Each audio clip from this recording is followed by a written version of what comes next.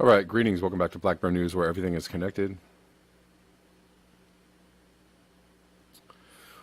What is going on? Good to see everyone on Rockfin. We're live on Rockfin YouTube call-in app. Let's get into it. Lots and lots of news around the heat in Europe. So we're going to go through that a little bit.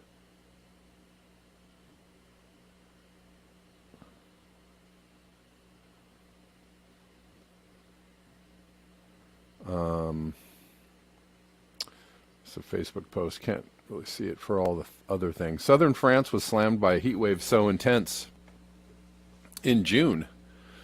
This is in June that Céline Imart was forced to harvest rapeseed in the middle of the night to avoid searing hot tractors from sparking fires in her fields. Farmers elsewhere had reporting crackling dry crops spontaneously catching fire after coming into contact with the heat from the harvesters. It's so hot in southern Europe, farmers have to combine at night to prevent sparks from setting fires in their fields. Wow. Record high temperatures had brought the earliest ever heat wave across large sections of France, as well as to Spain and parts of Italy for Imart, a 39-year-old sixth-generation farmer near Toulouse. The dry weather so early in the year meant the harvest of durum wheat, the variety used to make pasta, was finished 2 weeks earlier than usual and yielded 30% below normal. How many other people who are growing food are experiencing these kinds of, we covered some farmers in India experiencing these exact same issues, smaller crops, smaller yields, smaller,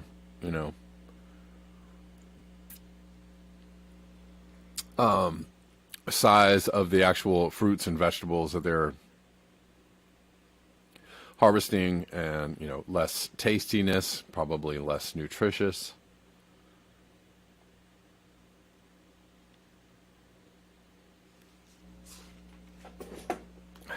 It's just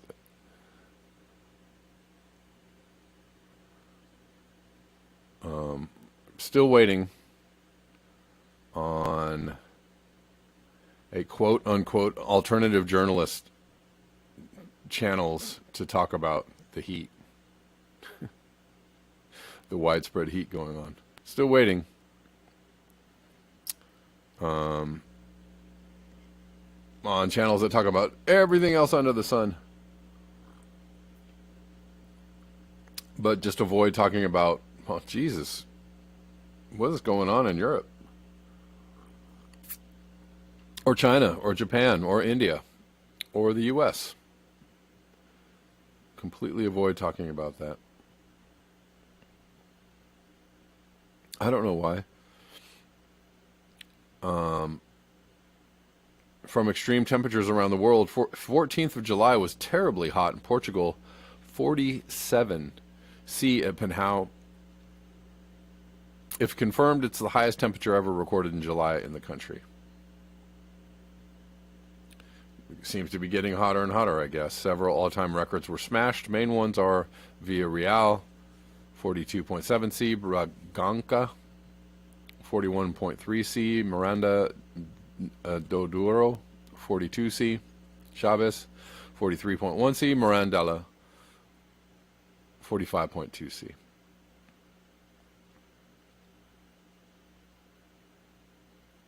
'47. So very close to 50 C. Or hot AF.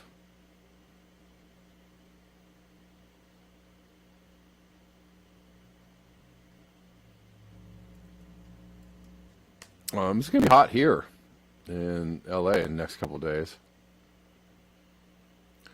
They're saying, in the 90s, mid 90s or something like that, next couple of days. But they always way under count what the actual temperature ends up being. So when they say 90, they mean, it usually gets closer to 95, even hotter. If they say 95, then you're pushing 100. And let's talk about the UV, right? I saw that from Judy Truitt.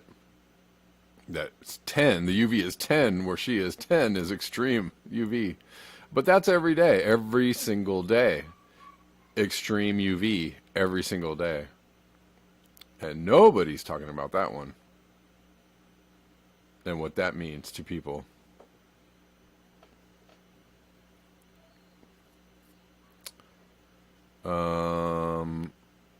What's up, Poppy Davis? How you doing?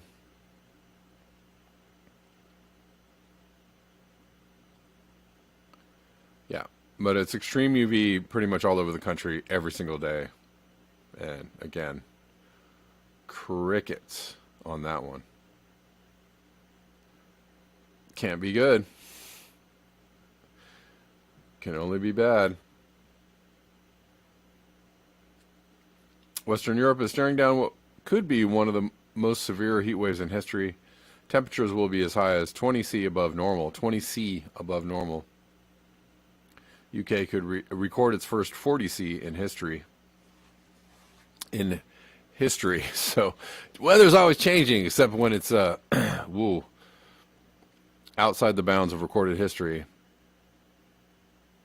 I mean, I guess then it is changing, but what's the word? Warming is the word. Thought I was going to say Johannesburg.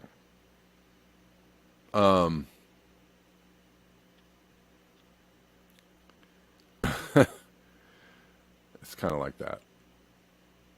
Man catching on, steps outside, catches on fire. Yeah. Anyways. Again, still waiting on alternative news sources to say something about this. Mom's the word. I guess you could just wait till it's so obvious that you can't help but say something about it. You can wait till then. All right, let's go to this. Got a couple things longer things I want to look through today. David Wallace Wells, what do you call it when a heat wave engulfs most of the planet? A mega heat wave, maybe. Just like now we have mega storms and mega fires. And that's true. We have mega storms, mega fires, mega droughts. Could be having some mega heat waves in the near future. Well, this is from Umair Haq, tweeted out by David Wallace Wells. We're sleepwalking into the age of extinction. No.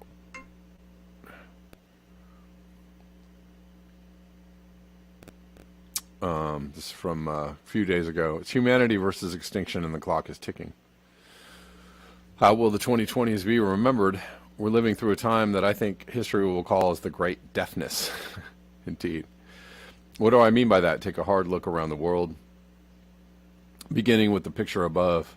That's the world heat map, and it shows a planet on fire. Oh, sorry. You guys didn't see that. You want to see the picture? People that can see the picture. The areas of cold getting smaller and smaller. The areas of hot getting larger and larger.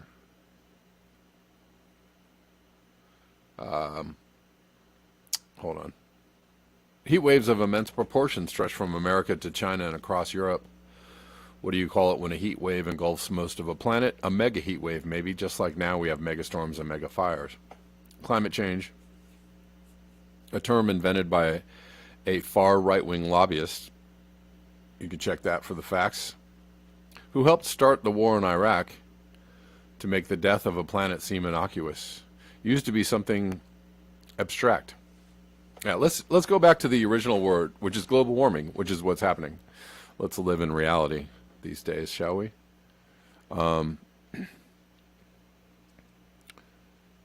They changed the name to climate change specifically so that people would say, well, the climate is always changing.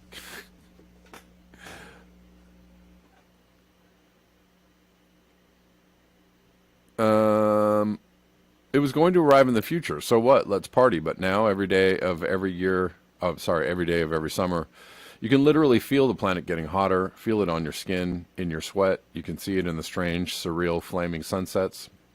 Don't forget the UV. You are living through the age of extinction now. Climate change is finally here, to a level we can all viscerally experience just by stepping outside. It's going to be 35 degrees Celsius in London, 40 in Spain, 38 in Paris. It's 50 in the Indian subcontinent. The killing heat is here. Our civilization is being boiled alive. So, the Great Deafness, what does it mean? It's pretty simple. How many wake-up calls is it going to take?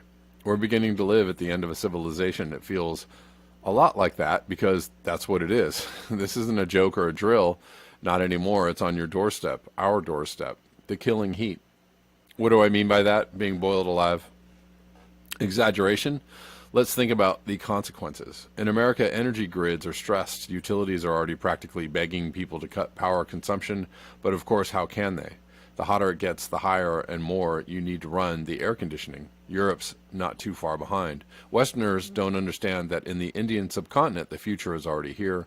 People are experiencing killing heat with hours of power cuts per day. The future is already here, and they're living it. Who's they? Well, the global poor, really.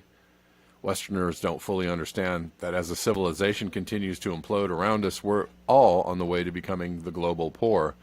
Think about it. In a place like India and Pakistan, it's not just tampons and baby formula that are in shortage, like in America, but even more basic necessities: water, energy, food.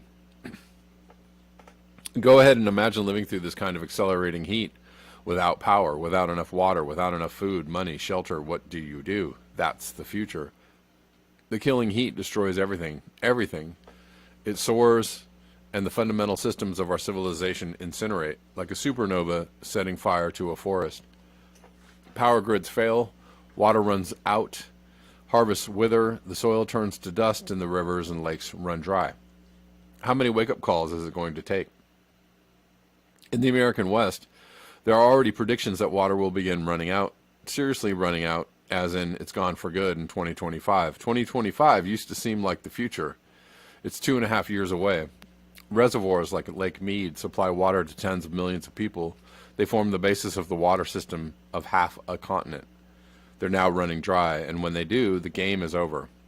Good luck living out there in the desert and pretending it's a green, tropical paradise. The illusion shatters.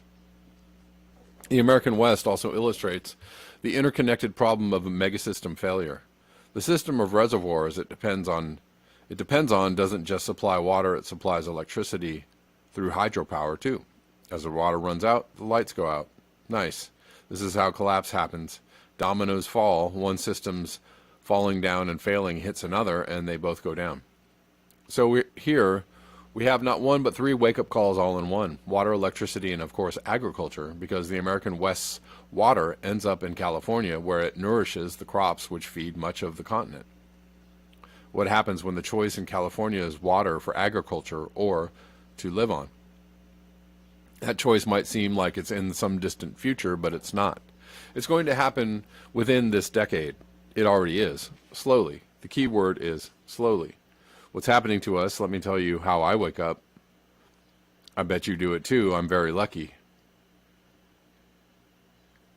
Most days, I don't have to wake up at any particular time. I can just wake up whenever. Phew, lovely. But on those days I do. I took my amazing singer to test mics just the other day, and she's a morning person, people. I had to wake up at 9 a.m. It took every ounce of strength in my whiny little man-child body. When I have to wake up early, man, I get grumpy. And I know I'm going to struggle to do it, so I do what you probably do. I set the alarm earlier than that, and then, like most of us, I hit the snooze button every 6 minutes, 4 minutes, whatever it is, for an hour, tossing and turning irritably, trying to stave off the inevitable. I know I have to get up, and I always leave it till the very last snooze button. You know the one. Ah, Jesus, it's 6 minutes to 9 a.m. I've been hitting the goddamn snooze every 4 minutes for an hour. What even is that, like 4,000 times? It's funny. Now, that's not the worst part. The worst part, I used to do this at hotels back when I was a high-flying corporate master of the universe, jetting from one capital to another. I'd book a wake-up call. And when I got the wake-up call, grumpily, I'd say, as politely as I could, through my sleep, "Could you call me back in 10 minutes? Now, these were nice places. They weren't going to say no. But man, what an a-hole I used to be, because these kind people would be calling me every 10 minutes for like 2 hours just because I didn't want to get up. Want to know where we are as a civilization? That's where we are. We're getting wake-up call after wake-up call, and we keep hitting the goddamn snooze button. The godforsaken alarm goes off, and we roll over grumpily and slam the button thinking, Jesus, man, it's only 8:30. I don't have a meeting until 9. Just give me another 5 minutes, please. But the relentless bastard, the alarm, just keeps going off every 4 minutes until at last we're forced to give in. This is where we are, sleepers, hitting the snooze button. Only we're not on the way to some kind of corporate meeting. The house is on fire. Burglars dressed in Donald Trump masks are downstairs, rummaging through our stuff. Someone just stole the air conditioning and someone else is prying apart the pipes. Another guy is smiling while he grabs all our bank account details from the laptop on the coffee table. The situation is serious. And there we are, hitting the goddamn snooze button over and over. LOL. Maybe you see my point. It's time for us to wake up, my friends. I don't mean you, gentle reader, particularly. I mean us as a civilization in the big sense of the word. It's not okay to keep hitting the snooze button at a time like this. It's just, I don't know, what comes 2 levels past reckless. When the house is burning down and being robbed all the time, and you're like, man, can I just get some sleep? If climate change isn't a good enough example, enjoying the heat, then here's another, and then another. Summer, WACW, yet another COVID wave. Well, yet another supposed COVID wave. By now, COVID's mutated into something that can reinfect us over and over and over and over, seemingly forever, escaping our vaccines and natural immunity both. Surprise, it shouldn't have been, not to anyone seriously thinking about it anyways.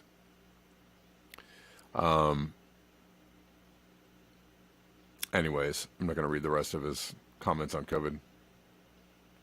Here we all are, thanks leaders and thanks to idiots who let them get away with this. Now we're all going to be reinfected forever. Yeah, anyways, seems to be, like many people who are well-versed in climate change, not well-versed in COVID science, so that's okay. There's a lot of those people running around.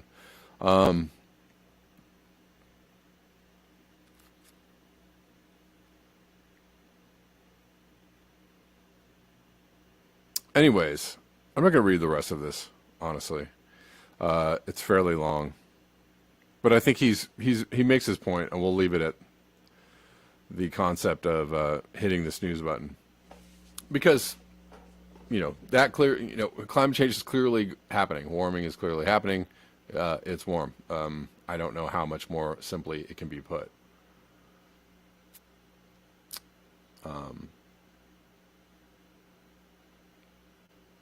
My audio, oh, really? It really bothers me when no, it shouldn't. It actually should be stereo, my friend. But it could be coming through the left channel. But it says that it's stereo. It could be your headphones. I don't know. We're going to move on to another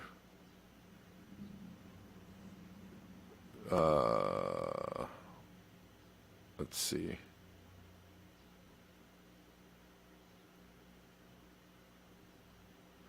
Well, you know what? This is the time when I'm going to say adios. Am I going to say adios to YouTube? I don't know. Nah, we'll stick with it. Let's read through this from Matt Taibbi.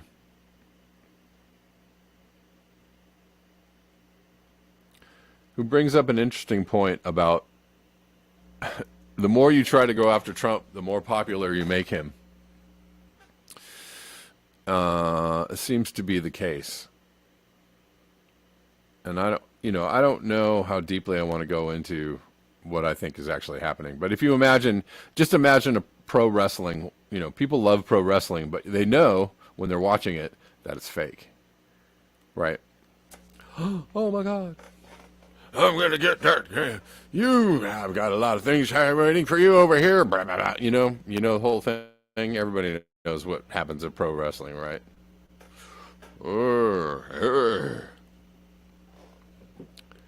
it's fake, right? So try and keep that in mind when when you're watching all the things, the January 6th and the Trump isn't it? I don't know, and is he going to run for president? I just saw an article yesterday from New York Magazine, right? The New York, is it New Yorker? The New Yorker Magazine saying that Trump, basically doing an article about how apparently Trump did an interview with the New Yorker Magazine. I thought he was persona non grata, but apparently he's giving interviews to the New Yorker Magazine. Maybe I can find the tweet. So it's very interesting to me, right? This guy is just the worst person in the world. Where did this go? I thought I had it.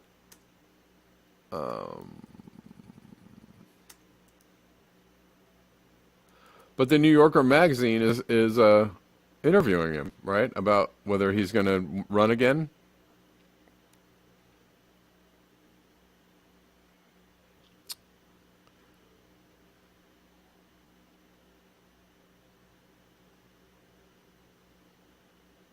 Anyways, where are we?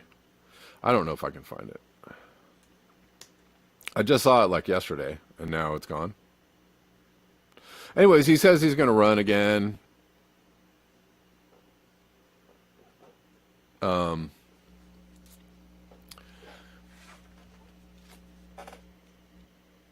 Right? Setting up everybody to go like, oh, he's going to run, but he's on, he's being investigated in January 6th, blah, blah, blah. All the things, right? The entire time he was president, he was supposedly an illegitimate president. Meanwhile, the Democrats are giving him everything that he wants, right? So, if you're paying attention, you understand that entire thing, everything about that was a farce. And on top of that, it kind of just made him, right, the more institutions are being found to be telling, the not truth, the more people lose their faith in the institutions and the more they just don't believe anything.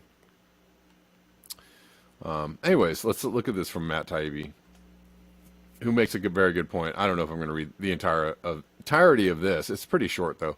What has Trump's endless prosecution accomplished? As more and more effort is spent trying to put Donald Trump behind bars, he keeps growing politically. Is it time to wonder if there's a connection? Really? Tonight was meant to be the grand primetime finale of the January 6th hearings, but those have been postponed. And MSNBC's Ali Vitali, when asked the reason, answered in classic fashion. Look, she said, you have to infer that the reason for this is that they're getting new cooperation, not least of which from former White House counsel Pat Chilipone. Do we have to infer that? From George Nader to Michael Cohen to Hope Hicks to Michael Flynn to Don McGahn to Alexander Vindman to Cassidy Hutchinson to a long, long list of others, we've been repeatedly told that the key bearer of secrets had turned state's evidence. And the John Dean moment was here. Do you remember the New Yorker article from the summer of 2018? Right. I mean, this is, it's like there was a lot of play. Russiagate was one big media ratings booster, and then there was the double impeachment rating. One big media ratings booster, and then Donald Trump gets voted out of office, and hey, we got another trial. We can keep this going, and if he runs for president again, we can just keep it on going. And if he wins, oh my God, it's never ending. It's never ending. You could turn this into a 20-year bonanza, ratings bonanza, right? From start to finish. You could, yeah.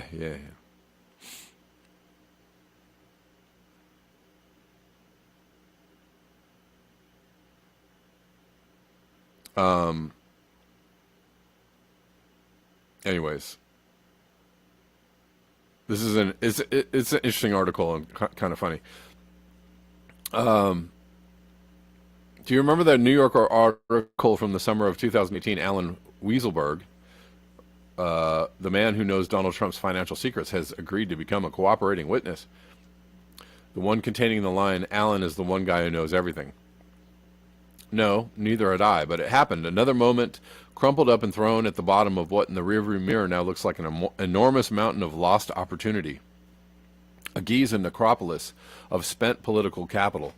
Getting Trump indicted has seemed just around the corner for 6 long years now, but the action of every final showdown always unfolded like a Kafka novel, where the punchline of the land surveyor's valiant search for justice was that it never got him over even the first in the 1,000 lifetimes of obstacles he needed to best to reach the center of the castle. That still feels. This still feels like that. Is this really the end, or barely just starting? I'd planned to live blog the hearings this evening over an introduction of the 6-year history of the We Finally Got Him Now show. Hearings are off, but it's all worth reviewing anyway, especially since other events are conspiring to answer the question of just what all these years of efforts have won Democrats politically, which seems to be not much. The endless prosecution not only failed to win Trump's accusers the public's loyalty, it apparently achieved the opposite, somehow swinging working class and even non-white voters towards Republicans in what even Axios this week called a seismic shift in American politics. Right. Short and sweet from Matt Taibbi. Seems to be what's happening if you're paying attention. And you know,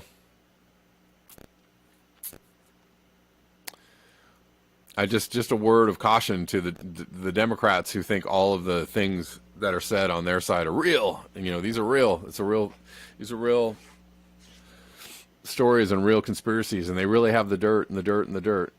You know, but when it comes from the other side, from the Republican side, oh, you guys are just, you know, making stuff up. So, anyways, it's all made up. Let me tell you, this particular show, this particular wrestling match but it never ceases to give the fuel, right, to scare the pants off of people. I mean, you know, this is a gift that keeps on giving. I said this a year ago, 2 years ago, I think, when Trump was voted out. I was like, he's going to run again. They'll just crank this machine on forever and ever. He'll run again. Maybe he'll win. Maybe he won't. But you'll get, you know, he'll probably win if he runs again. Because because Biden will probably be the nominee. And then you can just keep this going. You know, that locks in another 8 years.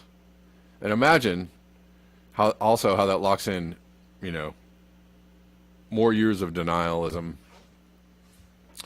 more years of inaction, and who knows what other kind of wild things are going to happen in that time. But yeah, if you wanna lock in, you know, just scrambling everybody's brains till they don't know what's up, you know, and getting everybody on board with your, you know, like your mass psychosis plans. It's a pretty good way to do it, right? Pretty good way to do it. I'm betting that most Democrats can't even fathom or not even considering that Trump is going to win again and that he'll run and he'll win again. I hope he doesn't. I really hope he doesn't. I'd rather not see that. I'd rather see something totally different. But again, the best laid plans always have unintended consequences. So remember that when you feel down and out, when you feel like darkness is upon us, and it, in a lot of ways it is, remember that those smart people just keep doing the dumbest things. The people in charge, the smarties in charge, keep doing the dumbest things, and they just it really brings on a whole raft of unintended consequences. All right. We'll move on from that, and then maybe we'll take some calls.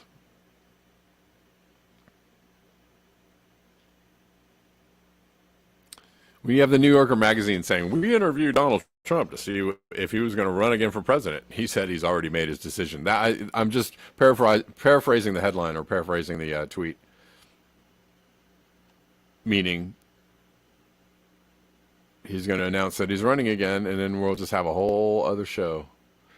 We'll have more show. It'll just never go away. Maybe we can make it go away. Okay, this is frightening.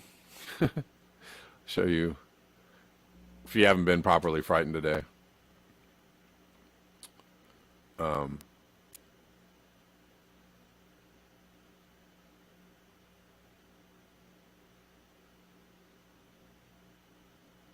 a new satellite can peer inside some buildings.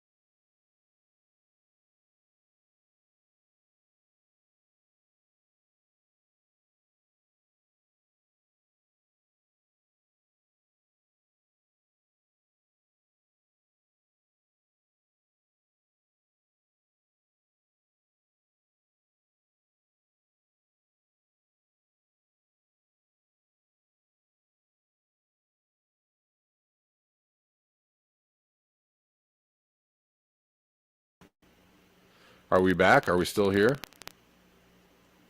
YouTube says it's too far. All right. Can you guys, am I back online? I don't know. That was really weird. I think I might have lost my Rockfin stream, but maybe not. Maybe not. Sorry about that. For the call-in people, my apologies.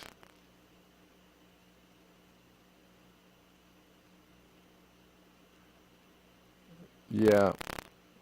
I don't know. So, Rockfin, can you guys see me again? Are we back on? I don't know. It may not matter because sometimes when it cuts out like that, the show will just never come back. YouTube back on. All right. I'm back on. Okay. Yeah, that was an interesting time for everything to to fade out. But ha ha ha, we're back. Back with the crackle. Back with the crackle. Always with the crackle. You know what?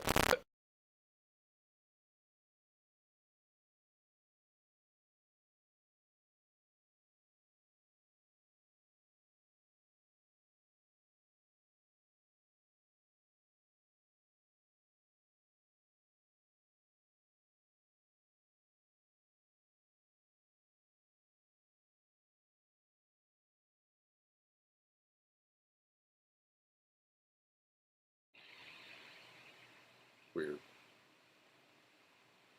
Weird. Okay. You're gonna make me do all this stuff again, guys. Eh. Anyway, so I was talking about this story about satellites that can see into buildings. I don't know which one is making people mad. New satellite can peer inside some buildings day and night. You know that they have, anyways. They have technology that can see like through walls, basically. And technology is like that. It's way advanced, more than they're letting you know.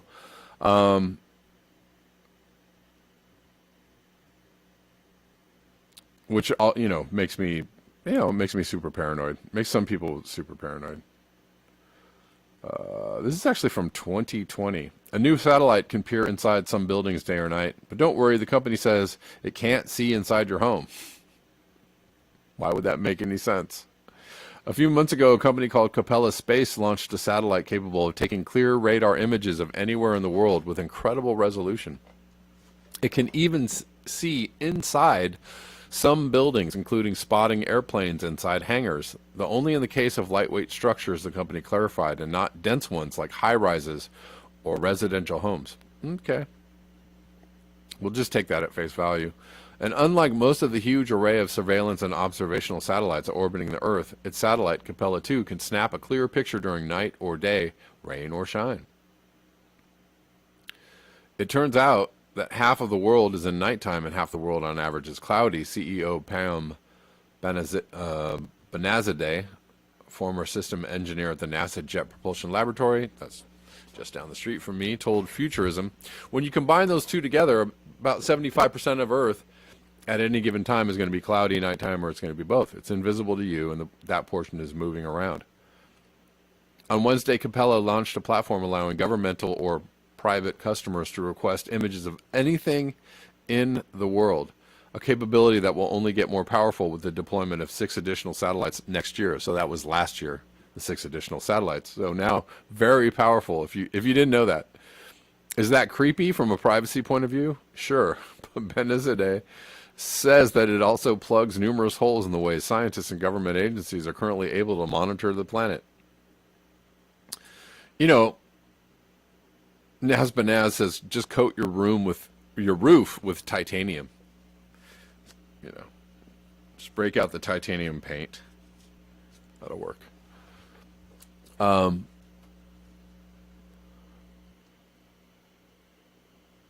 There's a bunch of gaps. So, if you don't know, you can't, they have the capability of basically monitoring you, in many, many ways, right? They can track you on your phone. They can turn your camera on when you don't want to, or, when it looks like it's off. They can listen to you. I was just listening to something about the fact that, many TVs are able to, this has been true for a long time. A lot of TVs are able to become listening and recording devices, and you don't know that they're actually listening and recording you. Just understand that when going about your day.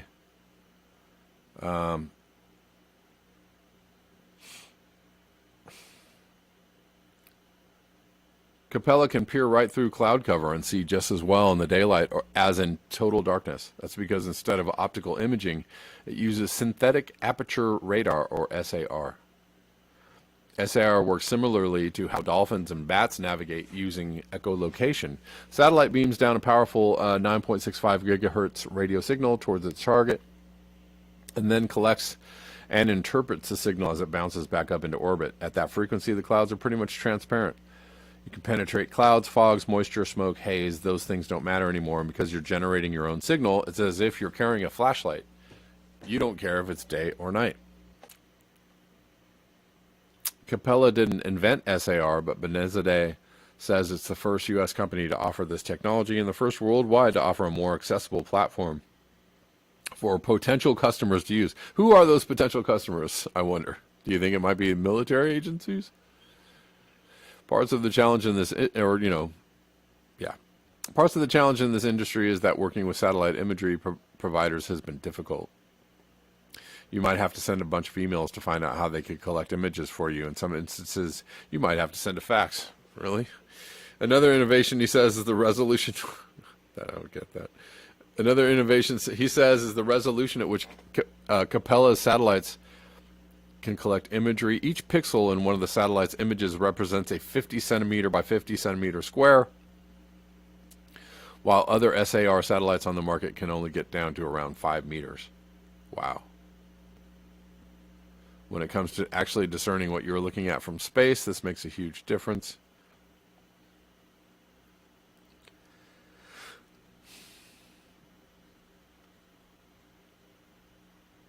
So, yeah. Those customers, so he gets into the, the customers, could be government agencies monitoring a hostile military or citizenry for movement or tracking an airport for activity. That's where the wall-penetrating vision comes into play. But Nazadeh gives the example of an airport where planes hidden under a canopy become clear as day thanks to SAR satellites. The customers may also be scientists peering through the thick clouds of the Amazon rainforest to track deforestation, or even investors checking up on global supply chains. Possibilities abound. Okay.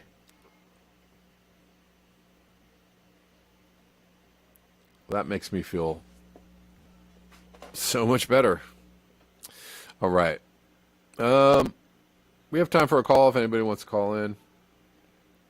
And then I'm going to sign off for the day.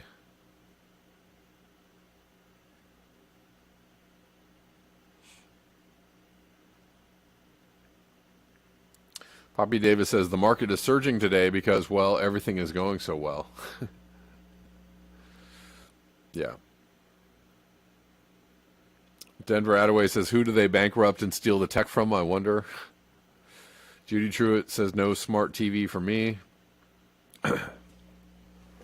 Yeah, I don't have a TV either, but I have a computer, and so I just generally assume that if I'm within, any kind of distance of my phone or my computer, that, there's a strong possibility I'm being,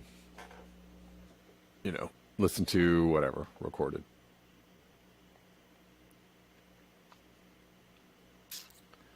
Drag says Jason Burmis has been announcing SpaceX Musk as a tool of the WEF, NASA, etc. for some time. Oh, yeah. Oh, for sure. Yeah, and I'm, on that, I'm totally in line with Jason Burmis about that connection. And Musk being just a big old, Musk is another pro wrestler, right? He's another guy out there going like, I'm going to do this, and I'm going to do this, and I'm going to do, and everybody goes, yeah, and the crowd goes wild, wow, right? And then he goes into the green room and goes, psh, logs off Twitter, psh. These idiots. He lights a big old joint. That's Elon Musk for you.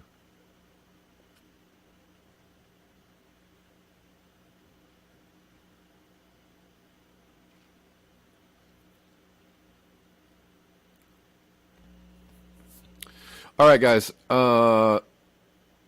Thank you so much for your eyes, your ears, and your conscience. I appreciate you hanging out with me every day on Rockfin, YouTube, and Callin. And I will be back tomorrow at the regular time of 10 a.m. Pacific Daylight Time. And until next time, peace.